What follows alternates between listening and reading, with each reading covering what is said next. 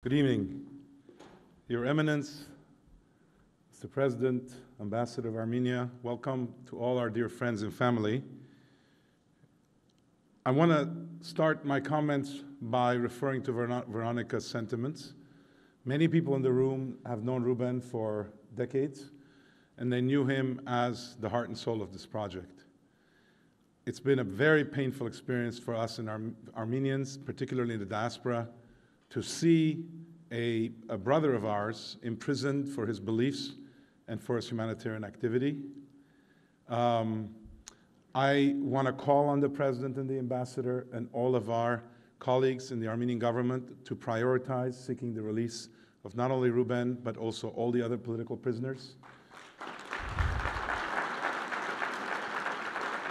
I appreciate the bind that the Armenian government's in, surrounded by essentially hostile governments, constantly under pressure for their mere existence. Nevertheless, in the face of that kind of atrocity threat, they, like the humanitarians we're honoring tonight, have to stand up for what's right. Ultimately, seeking peace at the expense of justice guarantees neither peace nor justice.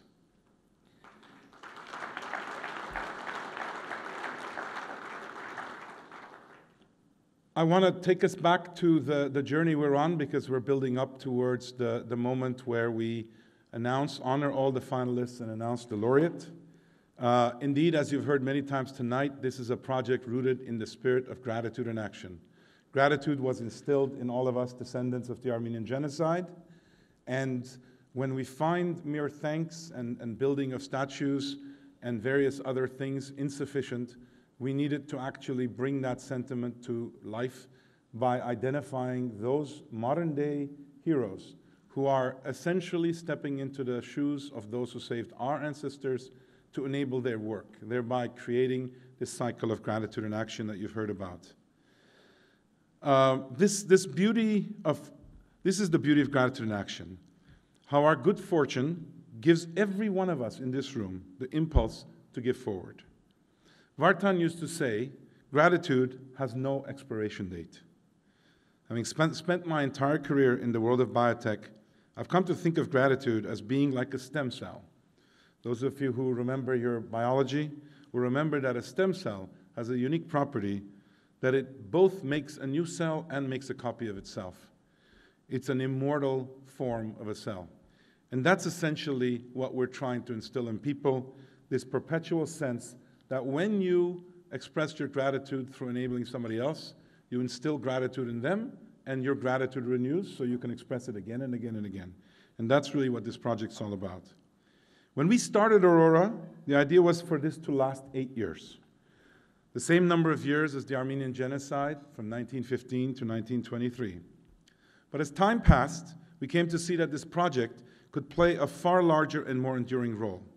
That the suffering of one nation, the Armenians a century ago, could fuel a global movement. To date, Aurora has initiated, as you heard, and supported more than 427 projects in 56 countries and territories, aiding those who face dire straits to their health, human rights, livelihoods, and often their survival. You've just heard from some of those whose lives are far better because of Aurora's support. Now, tonight we are marking and celebrating. At the same time, I can't ignore the cruelty of this moment. As we prepare to announce the newest recipient of the Aurora Prize for Awakening Humanitarian, the 8th time we're bestowing this award, Armenians as a whole are once again the target of ethnic cleansing, and the country of Armenia itself faces, as I mentioned, existential threats to its sovereignty and to its self-determination. I mentioned about Ruben, and you heard as well about the co-founder Vartan. I must say I'm feeling entirely lonely in this activity, and I'm not looking for your sympathy, but I'm looking for you to keep them in your minds as we do this, as we cross this journey. I'm just their representative. Vartan passed away in 2021, and while he's not here physically, I know that both of them are here in spirit, and I wonder, what would they say? What would they do? Trying to get their spirit channeling through me. I think a lot about paradox. It's been everywhere in the recent weeks. On April 24, Armenian Genocide Remembrance Day, I raised my voice in a global letter calling for action to prevent another imminent genocide. It was published in the New York Times, the Washington Post, and the Times of London. But at the same time, while preparing for tonight, I've been reminded again and again of the immense good in the world, the courage, the selflessness of our modern-day heroes. You heard all about that throughout today. The power of their work, both now and into the future. Anger and outrage, awe and inspiration. These are two very different mindsets, and yet there's a common thread. The Armenian genocide is often called the forgotten genocide, and today Armenia stands at the same brink of being forgotten again. But it's not just Armenia. In this time of polycrisis, many of the world's greatest crises go unnoticed or ignored. People get overwhelmed. Empathy turns off. There's a name for this phenomenon. It's called psychic numbing. And while it's understandable, it's just not okay. Which is a big reason we designed Aurora to operate as it does. This year's 3 Aurora humanitarians work in Bahrain, the Democratic Republic of Congo, and Iran, all of which are in the midst of humanitarian crises, but none of which rank high on the world's collective radar. Aurora stands for the forgotten. Aurora stands for the forgotten. It's in our DNA. Forgotten people, forgotten crises, forgotten genocides. We know what it's like to be forgotten. We know the scars it leaves. And we stand in solidarity with all people who experience this today. We also know the extraordinary power of heroic individuals. Those who survived the Armenian genocide were not rescued by governments or NGOs, but just other human beings. It's in that spirit that the Aurora Prize goes to individuals, to modern-day heroes whose work can have vast ripple effects.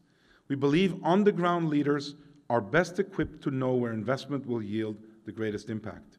They are the experts here, which is why only a portion of the $1 million Aurora Prize funds the laureates' work directly, and the majority share of the prize is designated by the laureates to fund grassroots activities of their choosing.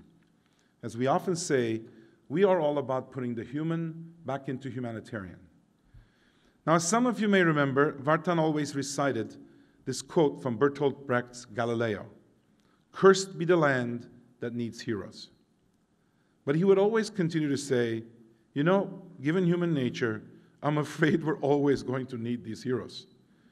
Tragically, recent history continues to bear this out. The need for modern-day heroes has never been greater. With your help, we will keep their numbers growing and expand Aurora's impact exponentially. As I mentioned this morning at the conference, I've increasingly come to think that humanitarians as a network are the most appropriate vaccine against the infection of evil that seems to be spreading across the world. I can't think beyond that notion, but that's what I think. Again, let me express, to close, my heartfelt gratitude to partners, to sponsors and donors for supporting Aurora's mission and programs, specifically this year's events in Los Angeles. I want to thank Eric, the co-chair of this event, who's done a tremendous job, and his team. Thank you, Eric. I want to thank UCLA. I'm kind of feeling like a temporary Bruin before I go back to Boston. I want to thank the Milken Institute. Many of you will not know that Michael Milken also has a long-standing relationship with Ruben. In fact, I first met him through Ruben. I didn't meet him through an American contact. I met him in Moscow through Ruben. And so Ruben meant a lot to a lot of us, and it really means a lot to me, Michael, that you're here tonight. There's a lot more people I want to thank. I hope you feel the impact of your gratitude and action, and that you'll join us in the years ahead to keep the impact growing. Thank you so much.